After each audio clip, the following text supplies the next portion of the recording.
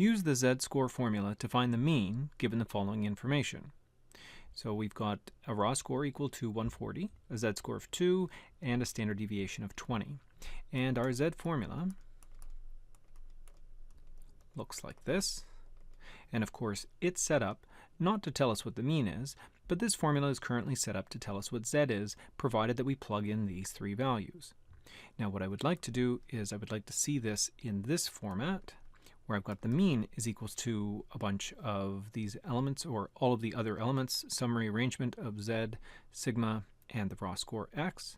And to do that, I'm going to go through the rules of rearranging an equation. And those rules are essentially to perform, or rather to undo any operation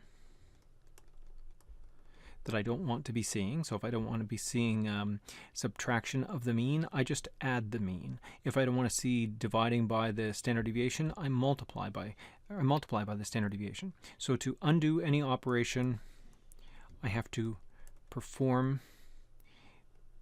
its opposite. Of course, I'll show you what I mean by that in a moment. And you have to do the same. You have to do the same operations to both sides of your equation.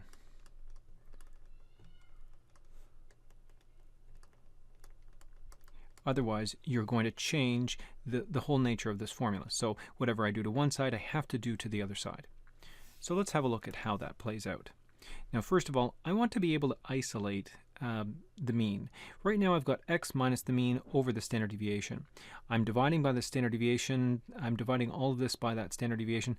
I don't want to see that, so I'm going to multiply this side by the standard deviation, and of course I have to do the same to both sides. Both sides are going to get multiplied by the standard deviation. What that does is it cancels on this side, because when you're dividing and multiplying by the same amount, they cancel out. Think about it this way. Let's say you have $5 and then you double it, so you times it by 2. That's going to be equals to $10. But then if you divide by 2, then that's going to be equals to $5. So if I multiply by 2 and then divide by 2, it's essentially the same as if I did nothing at all. So here, if I want to get rid of division by the standard deviation, just multiply by the standard deviation. They will cancel each other out. You're allowed to do that, provided you do the same thing to both sides. The reason that you can do that, the reason you can cancel something out, as long as you do the same to both sides, would be like saying this. 5 is equals to 3 plus 2. So this is true, but what if I double both sides? Well, let's double this side, and let's double this side. 2 times 5, that's 10. 3 plus 2, that's just 5. 2 times 5 is 10. So I've really just got 10 equals to 10. Before, I had 5 equals to 5. Both equations are still true. So let's get back to our original equation that we've been working with. If I rewrite this, it's going to look like this. It's going to be z sigma equals to x minus the mean. Now, of course, I wanted to isolate the mean. I want to get it down to this kind of a format. So subtracting the mean is not what I'd like to see. So I'm going to add the mean, but I have to do that to both sides. Over here, I'll do the mean plus. That's the same as doing plus the mean afterwards. And these guys are going to cancel out. If I have x and then I subtract the mean, but I also add the mean, these cancel. So now I'm left with the mean plus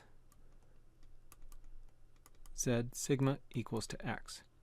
The only thing that I want to see is that this one, z sigma, is not being added to the mean. So I really just have to, let's rewrite this. I have to subtract z sigma, and as long as I do that to both sides, it's fine. Here they'll cancel, and I'm going to be left with the mean is equals to x minus z times sigma. So now I finally got this format that I was looking for. So let's fill in our values that we have and see what kind of an answer we get here. So I have the raw score is 140, z is equals to 2, and the standard deviation is equals to 20.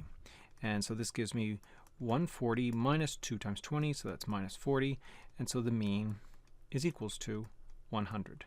And that's my answer.